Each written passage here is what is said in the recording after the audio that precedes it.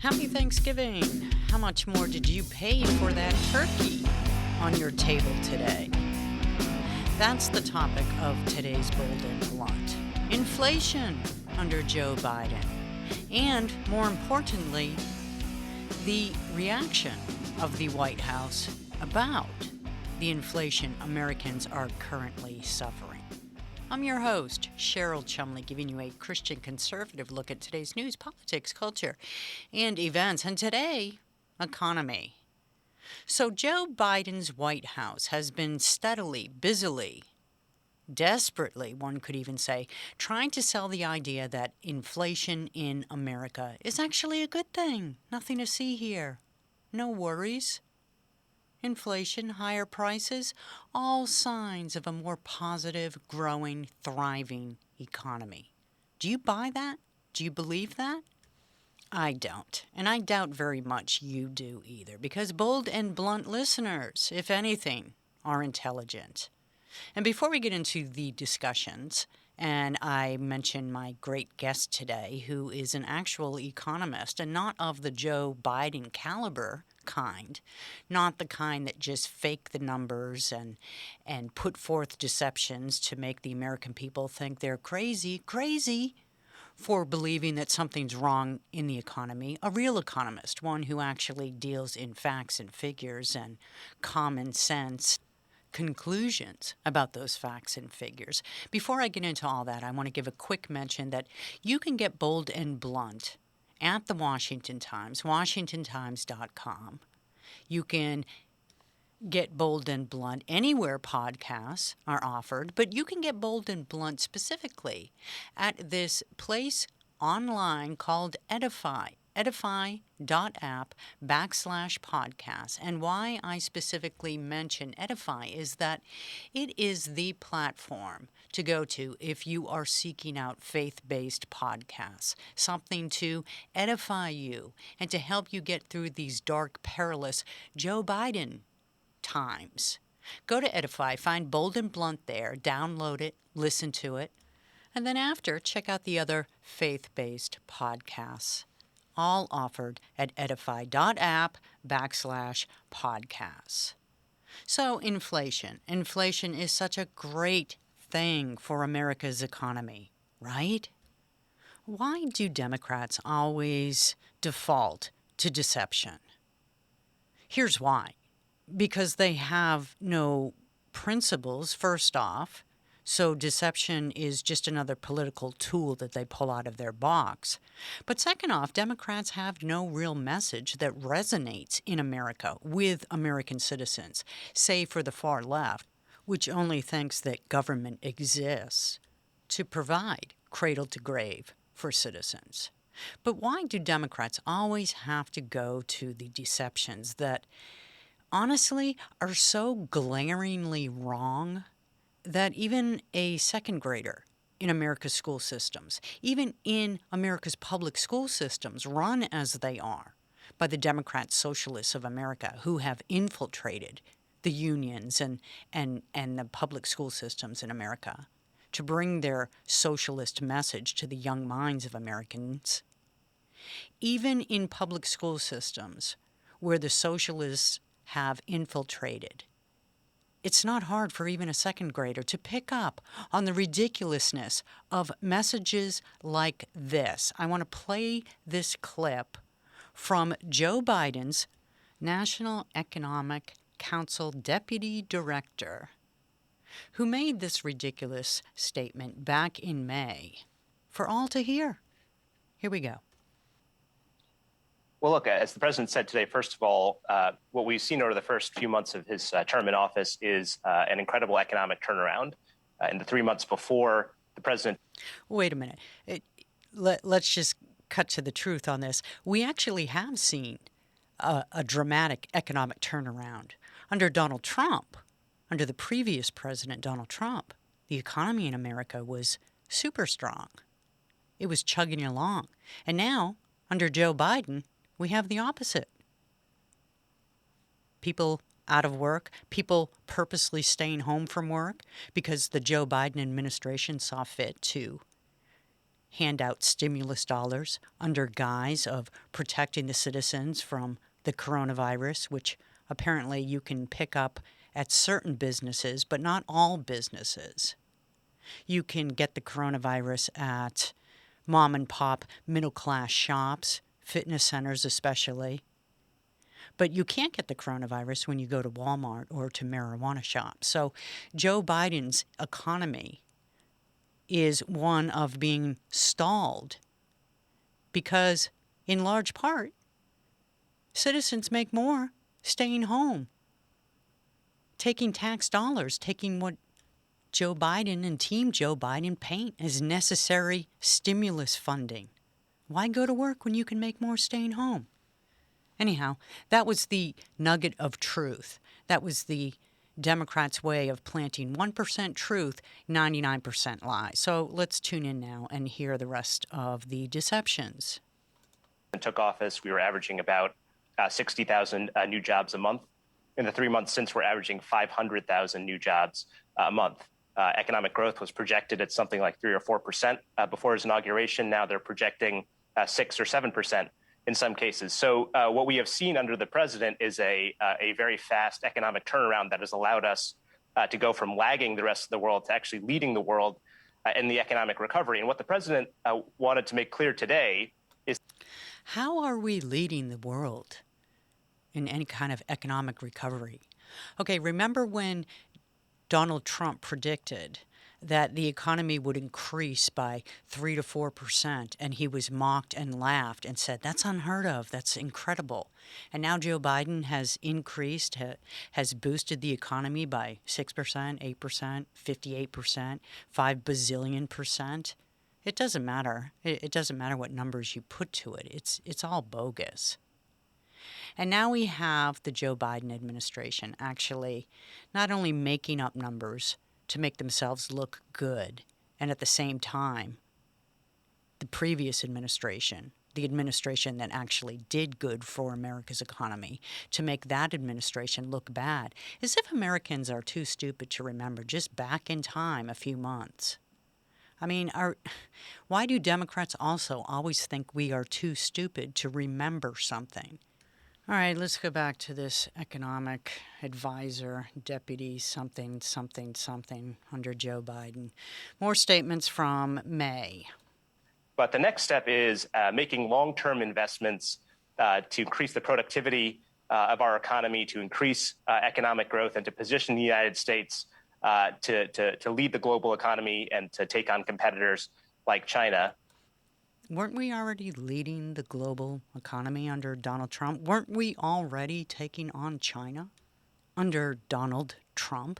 Isn't that why the Democrats and the leftists and the globalists and even some in the Republican Party who are more beholden to China than America, isn't that why the uproar and outrage at what Donald Trump did with China, how he treated China, how he messaged that under his administration, it was going to be America first, not China first? Look, Axios even reported on this. President Trump began his term, Axios wrote, back in January of 2021, by launching the trade war with China he had promised on the campaign trail.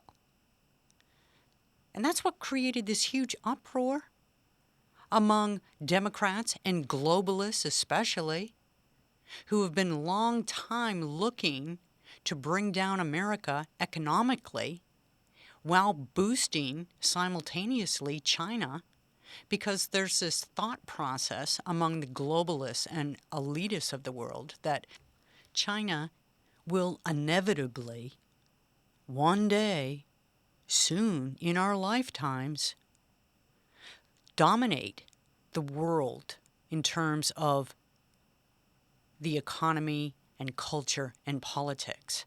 And so there's this sort of prevailing point of view among the global elites, including those in America, including those, let's be serious here, in the Republican Party that say, you got to get on board the China train, otherwise you're going to be left behind when they do eventually, inevitably, surpass America in terms of exceptionalism. Now, I think America first, like Donald Trump thought America first, and that's a message, that's a platform, that's a fight worth waging and winning. But Joe Biden's administration, like Barack Obama's administration, doesn't think that's worth fighting for. Why? Because Democrats, by and large, don't believe in the idea of American exceptionalism. So if they see China coming on strong, then they think by reading the tea leaves that, wow, they better get behind China. And just because China is a communist nation, so what? So long as pockets are being padded, so long as revenues are being generated, so long as the right people at the elitist levels in government are being paid, then the heck with principles, the heck with politics, the heck with communism versus capitalism, the heck, I should say, with American liberties.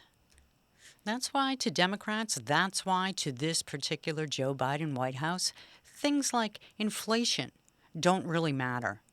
Just because you have to pay more for the things that, say, you put on your Thanksgiving dinner table this year compared to last year when Donald Trump was in office, that doesn't really matter to this White House. They'll say it does.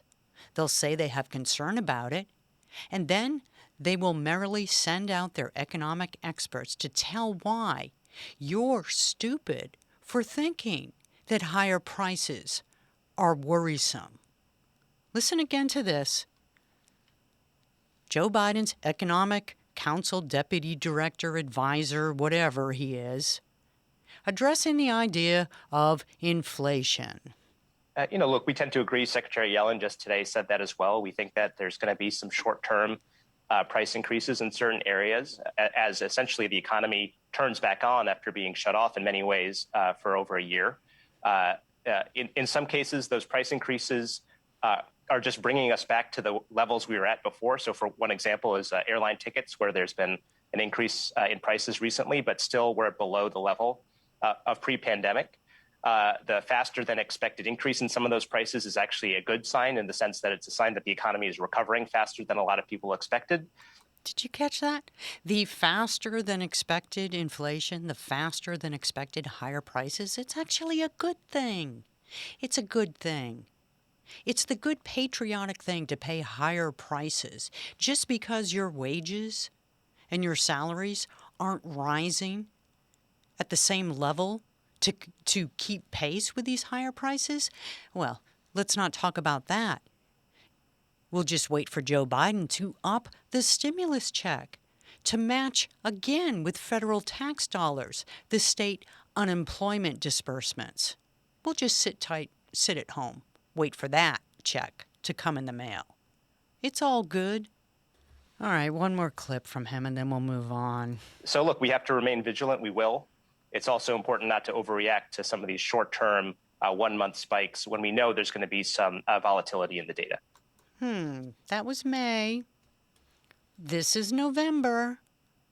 I think that 1 month short-term spike in prices has long ago left the station. I think that more people in America paid a lot higher prices for Thanksgiving dinner this year than they did last year.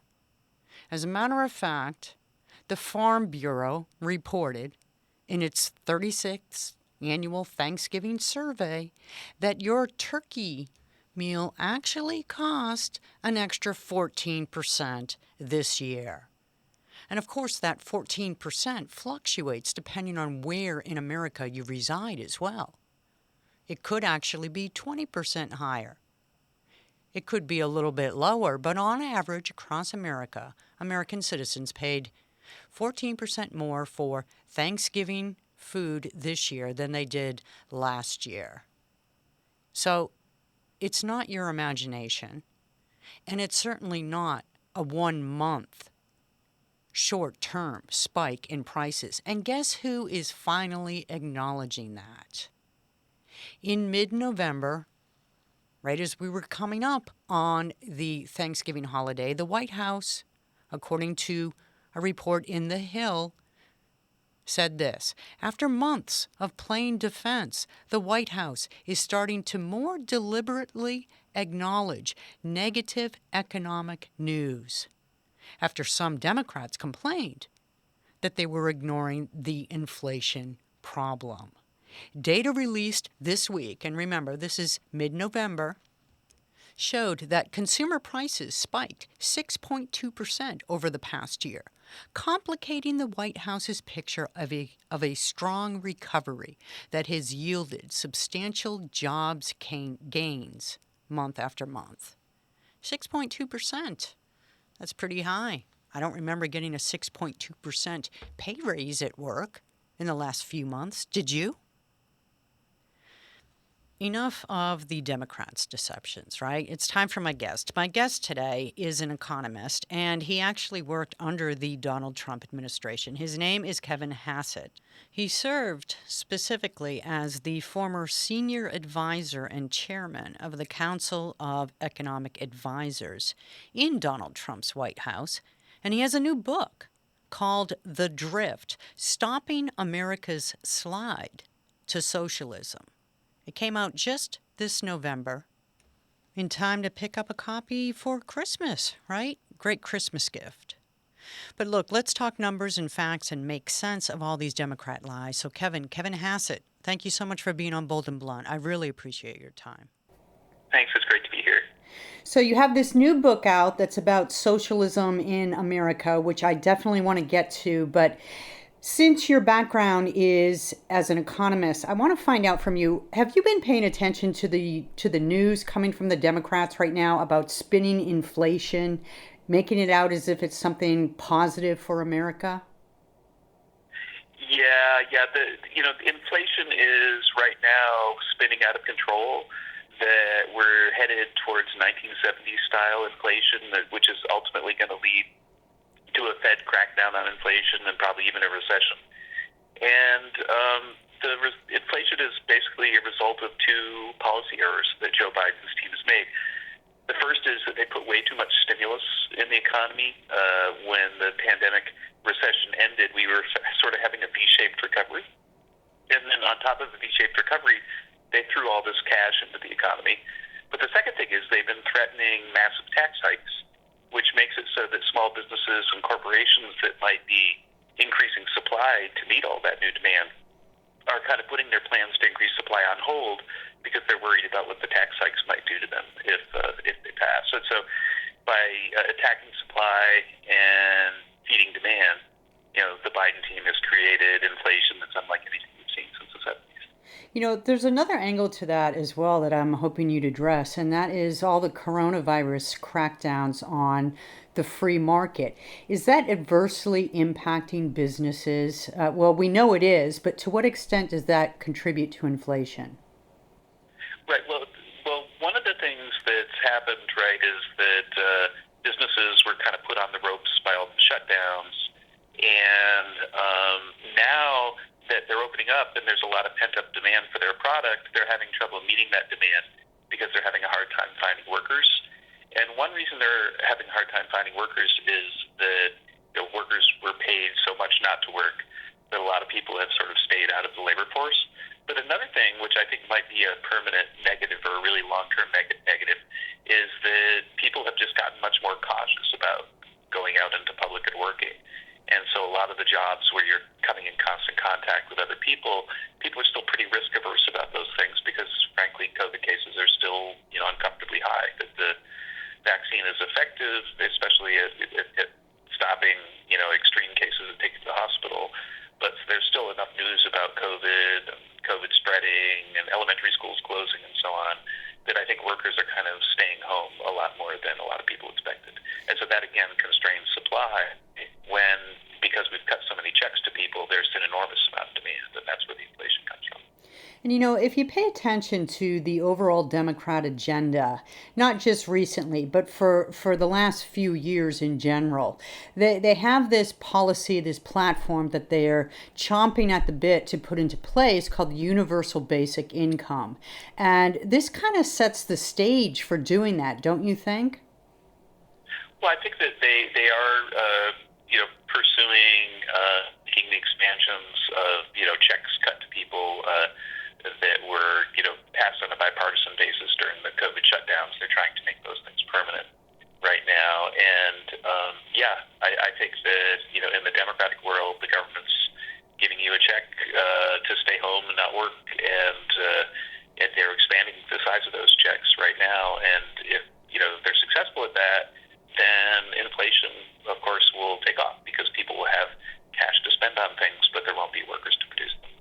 To what extent now is China stepping in and taking advantage of the economic realities being created under this Joe Biden administration? Because Trump he recognized the economic dangers of China and was pretty strong against China. So to what extent now is China exploiting this situation? So far, China has been kind of on hold with that. I mean, they've certainly been buzzing Taiwan and so on, and now they made a big show of a climate agreement with Biden at the recent meeting. But I think that, Biden has so far kept the Trump tariffs on China, and China has kind of, threatened Taiwan, but not really taken severe actions. I think that there's probably some back channel stuff that China's discussing with Biden to remove the Trump tariffs. And, we shouldn't forget that the reason that President Trump put the tariffs in was that China, and I wrote a report on this when I was at the White House Council of Economic Advisors, was stealing the country blind, stealing hundreds of billions of dollars of intellectual property through, cyber hacks and actual legitimate spying where they had people going into businesses and stealing their intellectual property. And so the tariffs were a response to really severely bad behavior.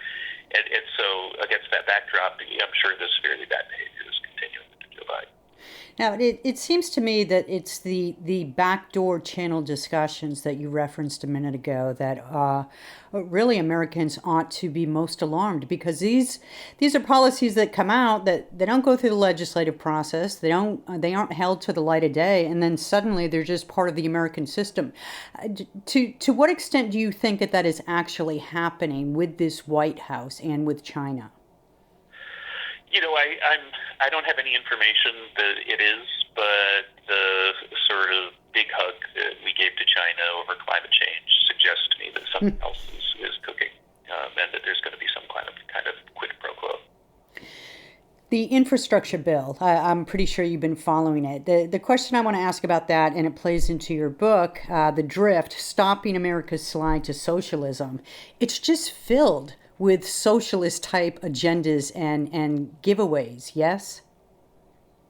Yeah, and indeed, like the way to think about the drift is that, the socialists have taken over the universities.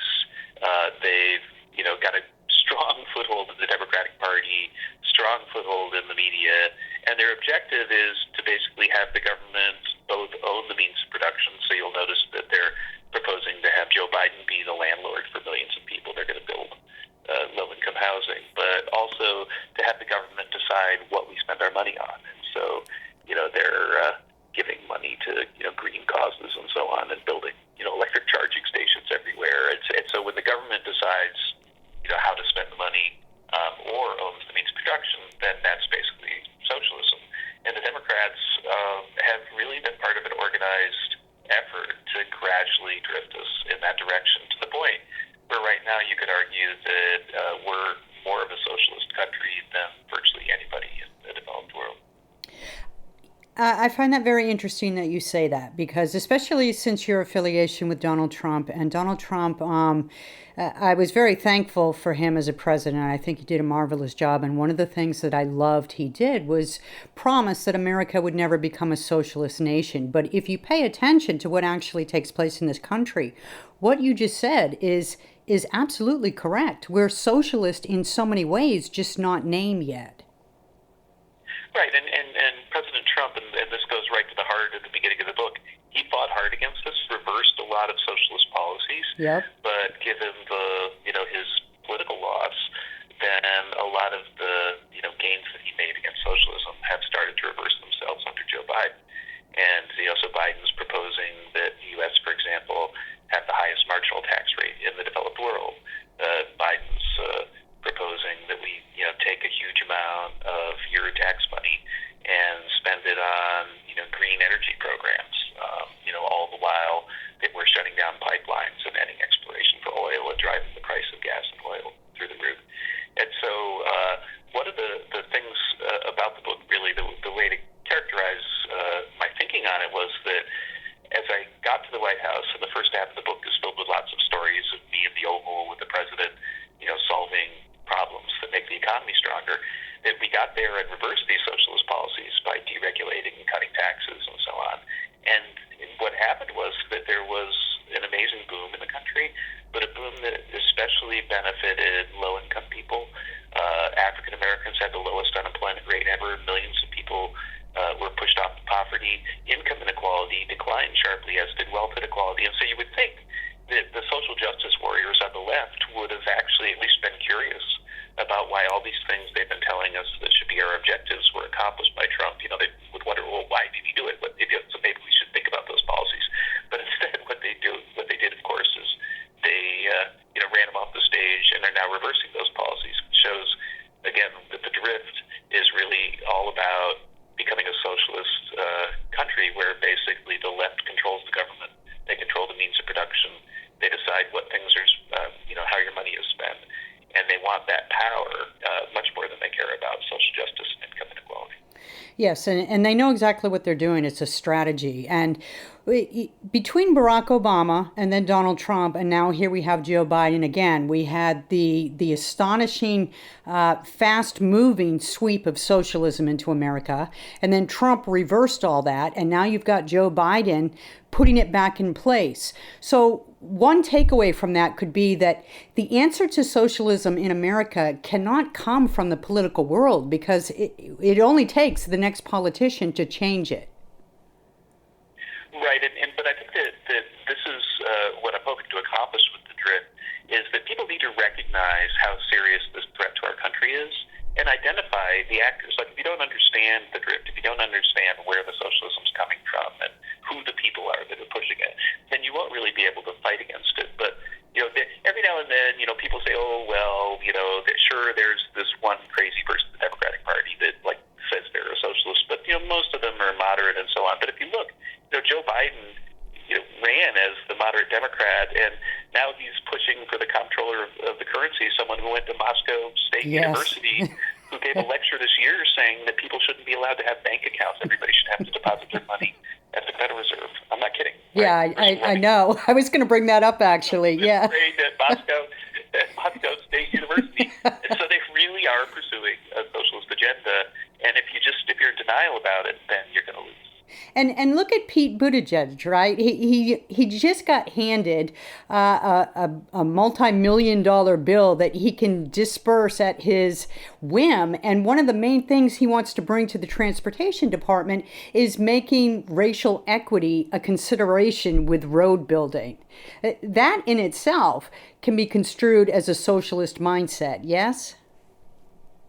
That's something I would have to study, because there is a history of people putting roads in low-income neighborhoods rather than in rich neighborhoods, and disadvantaging people with roads and bridges and railroad tracks. And people talk about, I probably grew up on the wrong side of the tracks myself, but there being a right and a wrong side of the tracks. And so I think that studying, and it wouldn't just be racial, but studying whether infrastructure is serving all Americans equally is something that's a worthy objective, I would think.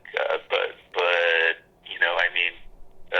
Pete Buttigieg having sort of dictatorial power over where the money is spent would be unfortunate, because he's proven himself to be quite a partisan fellow. And what you say about disparities and selective sort of decisions based on where roads are built.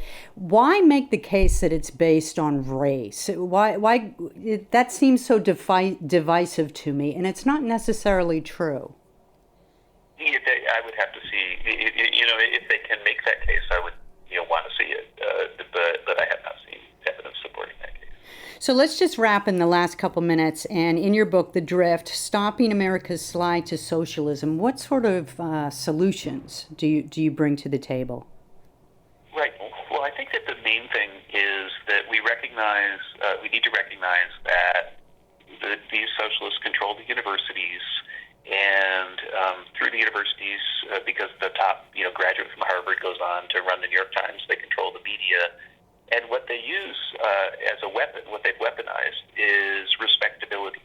And so if you're a person who defends free enterprise, defends capitalism, then they're not going to give you tenure at Harvard, and they're going to argue that you're a pariah who doesn't belong in society because you don't understand how the world works. And so I think that the first thing to recognize is that they don't really control respectability. We do, because as we can see from the success of Donald Trump's policies, our policies worked, and they said they would. And so we have to collectively gather our courage to stand up to these leftist bullies who want to cancel you. But the second thing is that courage is hard to find, and there aren't a lot of people that have it. And the left, the drift, is a real thing. It's a real threat to our country, and they're going to try to cancel the people who stand up against it. And so what we have to do, as a nation, as patriots, is we have to all stand up and call these bullies out. And I was struck by the American First Policy Institute, which Brooke Rollins just started this year. It's the fastest growing think tank in the country. Has launched a lawsuit about the deplatforming of Donald Trump on social media, and they started a website where they asked people to list their own stories if they've been canceled on social media, and the website is now up to almost 100,000 stories. Oh my! So what we have to do is we have to recognize that we're in this battle against this organized drift towards socialism that's centered and planned at the universities. And we have to stand up to it collectively, because if we don't stand up and fight for it, then we're going to wake up tomorrow and we're not going to have the country that we grew up. Your book, The Drift, Stopping America's Slide to Socialism, it sounds like it's crucial. It's a crucial read for Americans, and I want to thank you for writing it. Oh, thank you so much for inviting me today, too. Thank you for being on Bold and Blunt, and God bless. Yes, same to you. And you know what? God bless all of America. God bless America and save America from socialism, save America from China's influence, save America from inflation, save America from the far left forces that are steadily working to sell out America to the global elites, including China. Have a very merry Thanksgiving. Have a joyous and peaceful Thanksgiving. And thank you for listening. Thank you for supporting Bold and Blunt. And one quick reminder, if you'd like to find Bold and Blunt and become a regular listener, you can do so by going to WashingtonTimes.com and signing up there, or going to edify.app/podcasts, the platform for all your faith-based podcasts. And what a way to remember the blessings that God has given America by going and finding some faith-based podcasts and listening to them on this day. Even as you're watching football, you can listen to a faith-based podcast. Bold and Blunt is now available at Edify. Thank you for listening. Tune in next time. And in the meanwhile, stay blunt, stay bold.